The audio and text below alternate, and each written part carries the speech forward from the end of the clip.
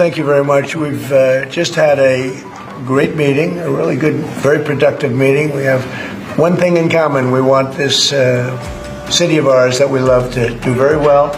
And I wanted to congratulate the mayor. He really ran an incredible race against, a lot of smart people, starting with the early primaries against some very tough people, very smart people. And he beat them easily. And I congratulated him.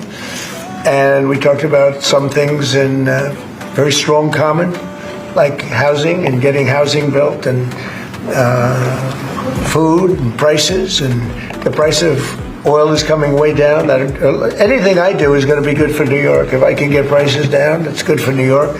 And we've got them down, way down from last year. We have, as you know, I've been saying to a lot of people, Walmart said that Thanksgiving this year is exactly 25% less than last year. So that's good for New York, good for everybody.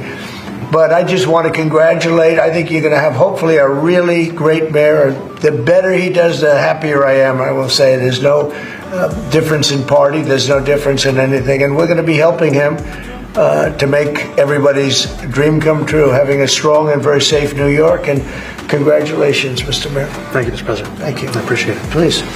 I appreciated the meeting with the president, and as he said, it was a productive meeting focused on a place of shared admiration and love, which is New York City, and the need to deliver affordability to New Yorkers, the 8.5 million people who call our city their home, who are struggling to afford life in the most expensive city in the United States of America. We spoke about rent, we spoke about groceries, we spoke about utilities, we spoke about the different ways in which people are being pushed out, and I appreciated the time with the president. I appreciated the conversation. I look forward to working together to deliver that affordability for New Yorkers. Thank you very much. Any questions, please? President Trump, Stephen Nelson from the New York Post. I've got a question for you and then also one for Mayor-elect. Sure. For you, you referred to Mr. Mamdani as a communist. Can you describe why you feel that way? And also, will you do anything to stop him from arresting Prime Minister Netanyahu if he visits New York? Well, we didn't discuss your second part of the question, and on your first part, he's got views that are a little out there, but who knows? We're going to see what works, or he's going to change also. We all change. I changed a lot from when I first came to office. It's now quite a while ago. It's quite a while. My first term was great. We had the greatest economy in the history of our country. We're doing even better now. We're doing much better now than we did even the first term. And I can tell you some of my views have changed. And we had discussions on some things. I'm not going to discuss what they were, but that I feel very confident that he can do a very good job. I think he's going to be. I think he is going to surprise some conservative people, actually, and some very liberal people. He won't surprise them because they already like him. And Mr. Mamdani, it sounds like you had a productive discussion, but just days ago you referred to President Trump as a despot who betrayed the country. You said you would be his worst nightmare and accused him of having a fascist agenda. Are you planning to retract any of these remarks in order to improve the relationship? I think both President Trump and I, we are very clear about our positions and our views, and what I really appreciate about the president is that the meeting that we had focused not on places of disagreement, which there are many, and also focused on the shared purpose that we have in serving New Yorkers. And frankly, that is something that could transform the lives of the 8.5 million people who are currently struggling under a cost of living crisis, with 1 in 4 living in poverty. And the meeting came back again and again to what it could look like to lift those New Yorkers out of struggle and start to deliver them a city that they could do more than just struggle to afford it, but actually start to live in it. And I've been called much worse than a despot, so it's not that insulting. But maybe I think he'll change his mind after we get to working together. Yes, please. Mr. President, Anthony Mashhad from MTV Lebanon. Good. I would like to ask you a question about the Middle East regarding you said that Hezbollah in Lebanon is not in a good position. And Lebanon now is the final unresolved after Gaza and Syria. Given your assessment, what do you say for the Lebanese today? It's in the independent state in Lebanon. And what is your next move to push toward disarmament? Sure. Well, we are pushing for total disarmament of Hamas and, frankly, everybody else. And we actually have peace in the Middle East. As you know, the King of Saudi Arabia just left yesterday. We had some great meetings, and he's made a contribution toward the United States of more than $1 trillion. We have now over $20 trillion coming in. No country has ever had anything like that, not even close. If you go to $2 trillion or $1 trillion, it's a lot. We have $20 or $21 trillion. I think that Hezbollah has been a problem in Lebanon, big problem. We're working with Lebanon. We're working with everybody in the Middle East. That's another thing I think we have in common. We want to see peace in the Middle East, and we actually have now, for the first time, peace in the Middle East after 3,000 years. And now we're going to refine it, and I think you're going to see some very positive things happen. There is a potential to invite the Lebanese president. Oh, sure.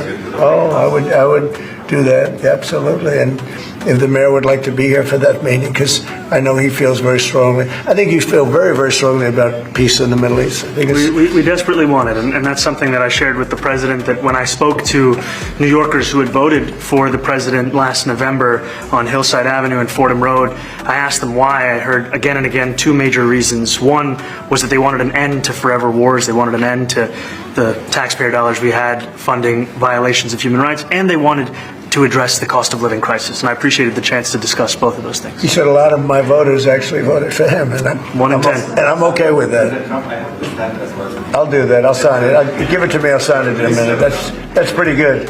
Mr. President, please. you threatened to send federal troops to New York City. You both have differences when it comes to ICE agents in New York City. Mr. Mamdani, you call ICE a rogue government entity.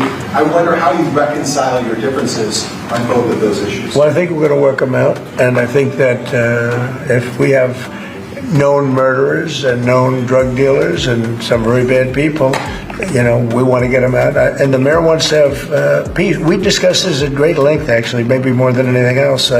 He wants to have a safe New York. Ultimately, a safe New York is going to be a great New York. If it's not safe, no matter how well we do with pricing and with anything else, we can talk about anything you want. If you don't have safe streets, it's not going to be a success. So we're going to work together. We're going to make sure that if there are horrible people there, we want to get them out. I think he wants to get them out, maybe more than I do. So we'll work together. We discussed it at great length. Yes, please.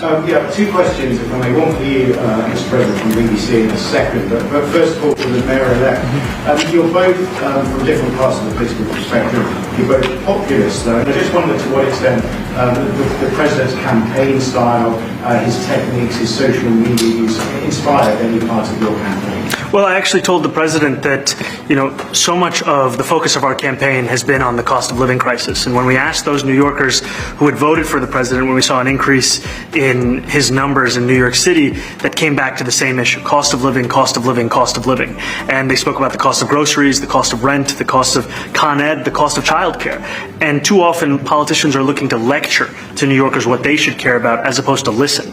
And when we spoke to those voters who voted for President Trump, we heard them speak about cost of living. We focus on that same cost of living, and that's where I am really looking forward to delivering for New Yorkers in partnership with the president on the affordability agenda.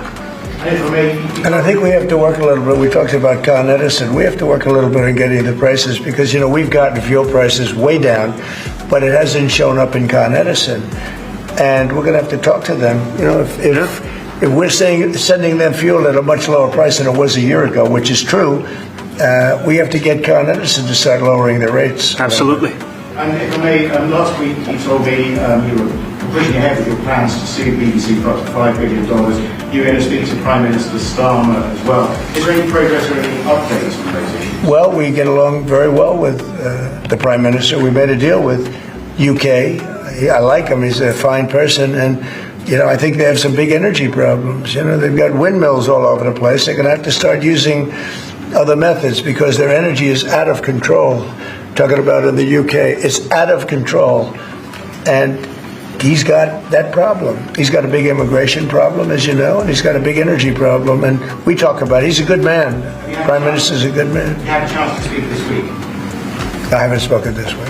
Have you spoken to President Zelensky, or do you intend to Who? meet President Zelensky about your plan? Did you meet with him? I've spoken with their people. We have a plan. It's horrible what's happening. It's a war that should have never happened. It would have never happened if I was president, and it's a shame. And I thought they should have acted quicker. But it's a cold winter, and a lot of the you talk about utilities, but a lot of the big energy producing plants have been under attack, to put it mildly, to put it nicely. We have a way of getting peace, or we think we have a way of getting peace. He's going to have to approve it. Just so sad. So many people. Last month, they lost 25,000 soldiers. This is something, we haven't seen anything like this since the Second World War.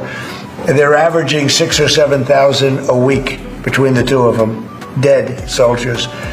And it goes on, and I think they're getting reasonably close, but I don't want to predict. I would have said that would have been one of my early ones. I did 8 peace deals of countries, including in India, Pakistan.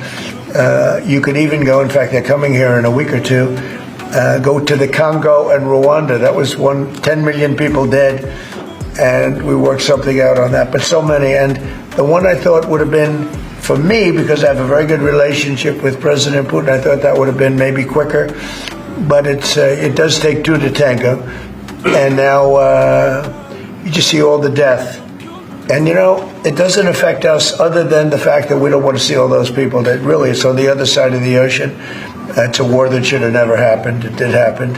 I blame the person also sitting right behind this desk. This is a war that should have never happened, and it wouldn't have happened if I were president. But we're trying to save a lot of lives. They're losing 25,000 lives over the last short period of time. That's Ukrainian and Russian, and it's a shame. What happens if President? I want to ask the mayor-elect about a House resolution just passed overwhelmingly to condemn socialism, including with 86 Democrats, all of House Dem leadership, and the minority leader, Hakeem Jeffries, despite his endorsement of you. What's your reaction to that? I have to be honest with you, I focused very little on resolutions. Frankly, I've been focusing... Condemn socialism. I understand. I think the focus is on the work at hand. I can tell you I am someone who is a democratic socialist. I've been very open about that. And I know there might be differences about ideology, but the place of agreement is the work that needs to be done to make New York City affordable. That's what I look forward to. And I want to clarify your answer to Stephen Nelson. He asked about your comment calling the president a fascist, and your answer was, both President Trump and I have been clear about our positions and our views. Are you affirming that you think President Trump is a fascist? I've spoken about... That's okay. You can just say okay. yes. All right. Okay. It's easier. It's easier than explaining it. I don't mind. And Mr. President, I wanted to ask you also about this Ukraine plan. Yeah. President Zelensky said today that his country would risk either giving up a partner or giving up its dignity. There's been criticism that this deal... You mean he doesn't like it? It's unclear. He was sort of tenuous. He'll have to like it, and if he doesn't like it, then they should just keep fighting, I guess. The suggestion that he made, though, was that if he doesn't accept it, that the U.S. would pull back its support for Ukraine. Well, at some point he's going to have to accept something. He hasn't accepted. You remember right in the Oval Office not so long ago, I said, "You don't have the cards." Don't forget, I inherited this war. This war never would have happened. I inherited this war. And I thought he should have made a deal a year ago, 2 years ago.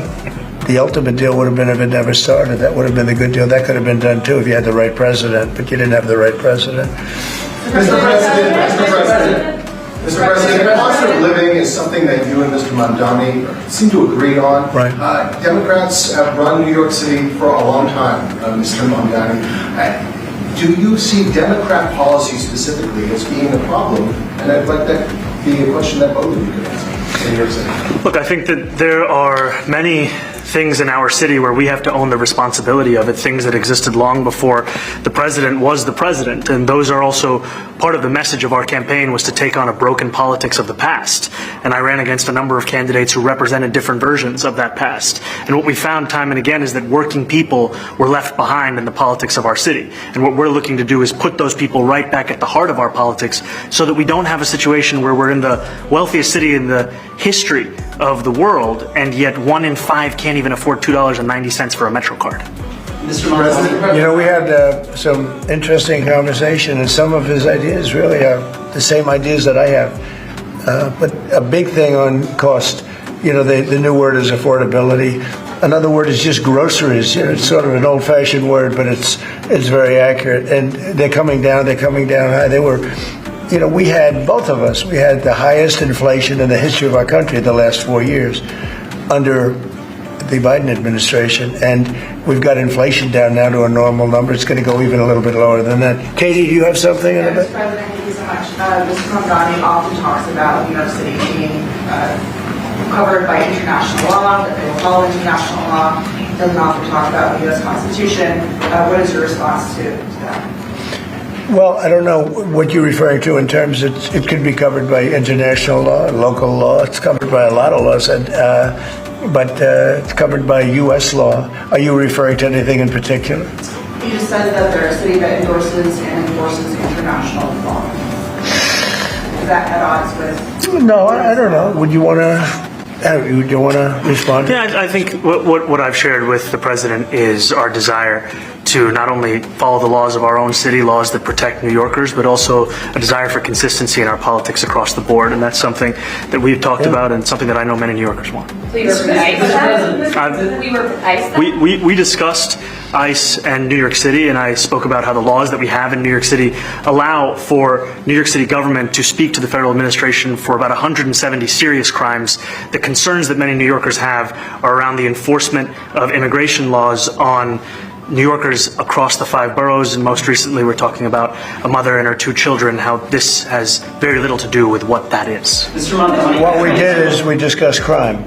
More than ICE per se, we discussed crime. And he doesn't want to see crime, and I don't want to see crime. And I have very little doubt that we're not going to get along on that issue. He wants to, and he said some things that were very interesting as to housing construction, and he wants to see houses go up. He wants to see a lot of houses created, a lot of apartments built, etc. And you know, we actually people would be shocked, but I want to see the same thing. Mr. Mamdani, anti-Israel protesters. Jack? Mr. President, I want to know one of the policies as well that Mayor-elect Mamdani talked a number of times about on the campaign was shifting the tax burden for property taxes from what he called minority communities to white-based communities and putting more taxes on white people. I also noticed that in your acceptance speech you didn't mention anything about America or Christians or white people in general, and so I didn't know if that was one of the policies that you guys had spoken about. We focused on affordability. We focused on the cost of living crisis. What I will say is that I am very much interested in property tax reform, because what we see right now in New York City is a system that is so inequitable that it can't even stand up in court. And the president and I spoke about the importance of not only building more housing, but also making sure that regulation of housing is something that is manageable to actually get through and not the cause of yet another weight that we see in our But to be city. clear, you're continuing this idea of race-based property taxes. No, to be very clear, That's what you said. no, the use of the term was a description of neighborhoods, not a description of intent. So you intend to tax the whiter neighborhoods more? No, we intend to create a fair property tax system because we want a New York City that is not only fair and equitable, but also one that every New Yorker can afford. Mr. Mamdani, anti-Israel protesters Please, God. Mr. Mamdani, anti-Israel protesters just targeted a synagogue in New York. Are you concerned about Jewish New Yorkers feeling welcome and safe in the city? And President Trump, you threatened to cut off federal funding to New York City. What policies would prompt you to do that? Would that be city-run grocery stores? Would it be something else? Well, I think if we didn't get along, whether it's cut off or just make it a little bit difficult or not give as much, we want to see, I use the term, we don't want good money going after bad. And we don't want that to happen. I don't think that's going to happen. I did say that, subject to what policies are being set. We had a meeting today that actually surprised me. He wants to see no crime. He wants to see housing being built. He wants to see rents coming down, all things that I agree with. Now, we may disagree how we get there. The rent coming down, I think one of the things I really gleaned very much today, he'd like to see him come down, ideally, by building a lot of additional housing. Yeah. That's the ultimate way. He agrees with that, and so do I. But if I read the newspapers and the stories, I don't hear that. But I heard him say it today, and I think that's a very positive step. No, I don't expect. I expect to be helping him, not hurting him. A big help, because I want New York City to be great. Look, I love New York City. It's where I come from. I spent a lot of years there. Now I'm right here. We took a big setback with the mayor that we had, Dave de Blasio. I thought it was a tremendous setback for the city. I think this mayor can do some things that are going to be really great. Mr. President, Okay, how about you? Go ahead, please. You're a billionaire. You have a different address nowadays than you used to, but you used to call New York City home. Would you feel comfortable living in New York City under a Mamdani administration? Yeah, I would. I really would. Especially after the meeting. Absolutely. What makes you comfortable? We agree on a lot more than I would have thought. I think I want him to do a great job, and we'll help him do a great job. You know, he may have different views, but in many ways, you know, we were discussing when Bernie Sanders was out of the race, I picked up a lot of his votes, and people had no idea because he was strong on not getting ripped off in trade and lots of the things that I've practiced and been very successful on. Tariffs, a lot of things. Bernie Sanders and I agreed on much more than people thought. And when he was put out of the race, I think quite unfairly, if you want to know the truth, many of the Bernie Sanders voters voted for me. And I felt very comfortable, frankly, in seeing that and saying that. And, you know, it just turned out to be a statistical truth. But no, I feel very comfortable. I would feel very, very comfortable being in New York, and I think much more so after the meeting. Yes, please. Thank you, Mr. President. I have a question for you, but a very quick one for the mayor. Why did you fly here? Aren't trains greener? I'll use every form of transit, and I want to make sure that they're all affordable in New York City, and that's why making buses fast and free is a centerpiece of our campaign. There is a bus that goes. Well, but I know, but if he flew, that's a lot quicker too. You know, I mean, he's working very hard. For him to be, that's a very long drive. I'll stick up for you. You know, the plane takes you 30 minutes, and driving takes you a And long Mr. time. President, I was wondering if you could clear up some confusion around a Washington Post report. There was this explosive report that the Coast Guard is no longer going to characterize swastikas and nooses as hate symbols. DHS called that a lie and fake news. Can you clear up? I don't know anything about it. When was this written? I think yesterday. Well, look, the Coast Guard's an incredible group of people. I know them very well. We just ordered a lot of new Coast Guard cutters. Beautiful, the most magnificent ship. They look like yachts with lots of guns on them. So I don't know. I haven't seen any report like that, but certainly we want them to remain a great force, and they are. And you did the piece in all the 9 months around the world. I would like to ask Mr. Mamdani, you've accused the U.S. government of committing genocide in Gaza while President Trump was working on peace. Why that? I've spoken about the Israeli government committing genocide, and I've spoken about our government funding it. And I shared with the president in our meeting about the concern that many New Yorkers have of wanting their tax dollars to go towards the benefit of New Yorkers and their ability to afford basic dignity. And what we see right now is we're in the 9th consecutive year of more than 100,000 school children being homeless in our city.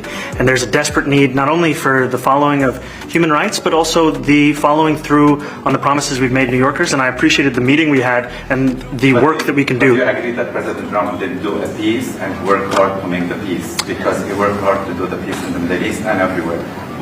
Do you agree with that? I appreciate all efforts towards peace, and I shared with President Trump that when I spoke to Trump voters on Hillside Avenue, including one of whom was a pharmacist that spoke about how President Trump's father actually went to that pharmacy not too far from Jamaica Estates, that people were tired of seeing our tax dollars fund endless wars. And I also believe that we have to follow through on the international human rights, and I know that still today those are being violated, and that continues to be work that has to be done no matter where we're speaking of. Mr. President, thank you, Mr. President. Do you view the mayor-elect as the true leader of the Democrat Party?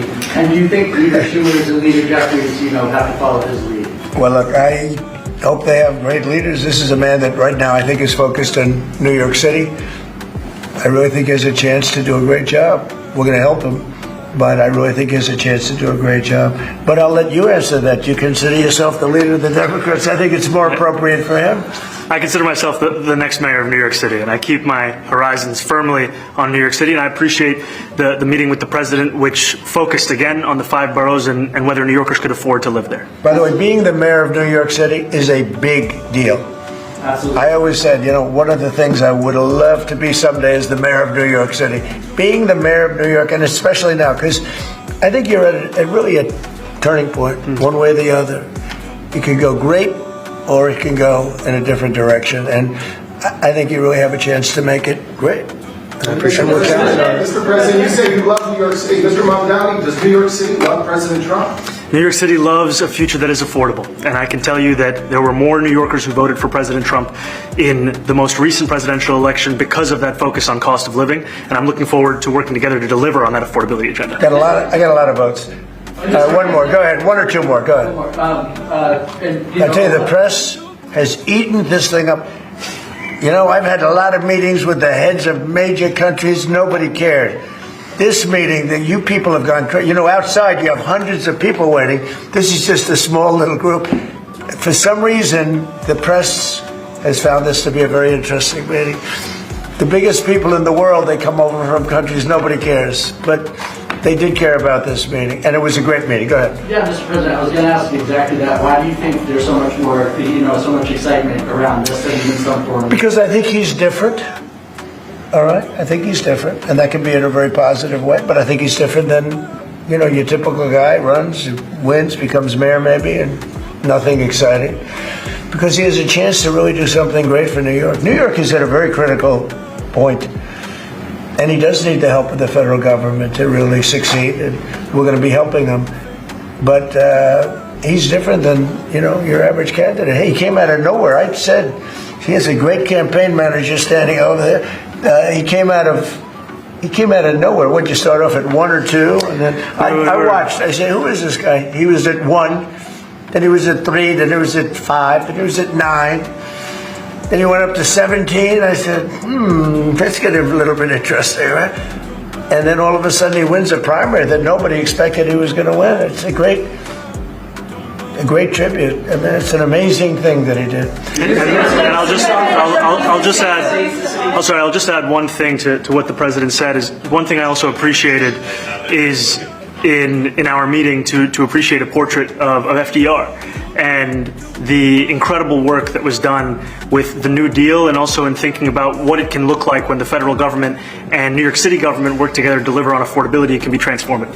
We have a great portrait of FDR that I found in the vaults that was missing for years. I found it and I put it up. He's a Democrat, to the best of my knowledge. He's a Democrat. And when the mayor saw that portrait, he said, "Sir, do you mind if I have a picture taken by that portrait?" It's an amazing portrait. I hope the picture comes out good. But it's an amazing portrait in the cabinet room. So he's a big fan of the New Deal, I guess, and of FDR. Yes, ma'am. Thank you, Mr. President. You said that you both spoke about crime. Yeah. There are many police officers set to come off the rolls at the end of this year in New York City. Are you going to allow those police to be replaced with police officers, actual cops? And are you going to require that happens? Would there be some consequences? Well, I hope it happens, but again, that's going to be ultimately the mayor's decision. What's your answer? Is that I look forward to delivering public safety with the NYPD, and I've said over the course of our campaign that we have the number of police officers today. They are the ones that's budgeted about 35,000 headcount. And I think the key thing is that we have to make it easier for police to focus on police work, not ask them to respond to 200,000 mental health calls a year. So is that a reduction from what you're at right now? Or are you committing to maintaining the same level? I've committed over the course of the campaign to maintain the 35,000. That's the headcount that we had through the campaign. And not replace them with caseworkers, social work? No, I've said that's the headcount that we want. What we need to do is make sure they can focus on serious crime. And he just retained a great police commissioner, I believe, right? Yes, we did, Commissioner Fish. If the newspapers are correct. That one they're correct about. He retained, I think, somebody that is she's a good friend of some of the people in my family, of Ivanka, and they say she's really good, really competent, and he just retained her, so that's a good sign. Are there still topics that you see that you're disagreeing on in the future, and do you think you'll have more meetings with this? There will be topics that we disagree on. I think we'll probably come to a conclusion, and ultimately he'll convince me, or I'll convince him. It's for the good of New York. Ultimately, it's for the good of New York. I don't care about affiliations or parties or anything else. I want to see if this city could be unbelievable, if he could be a spectacular success, I'd be very happy. Do you think you guys will meet more in the future, too? Excuse me? Do you think you'll meet again in the future, throughout the administration? I think we will. Yeah. I think we will. I hope we do. I enjoyed the meeting. We had a great meeting. Please. Mr. President, Republican Elise Stefanik has campaigned multiple times by calling Zohran Mamdani a jihadist. Do you think you're standing next to a jihadist right now in the Oval Office? No, I don't, but she's out there campaigning, and you say things sometimes in a campaign. Isn't that sort of... She's a very capable person, but you'd really have to ask her about that. But I don't particularly. I think I met with a man who's a very rational person. I met with a man who really wants to see New York be great again, and I can say again, because New York was great. You know, when I came down to Washington initially, the city was so hot. It was doing great. We were having some telltale signs of problems. We had a mayor that was not doing a great job, but still, it was moving along. And it went bad. It really went, pretty bad. And I think it's been at lower points, but it went pretty bad. I think he can bring it back. Now the question is, will he bring it back all the way? Will he bring it back greater than ever before, which is, I guarantee, that's his wish. I think he wants to make it greater than ever before. And if he can, we'll be out there cheering. I'll be cheering for him. Okay? Thank you very much, everybody.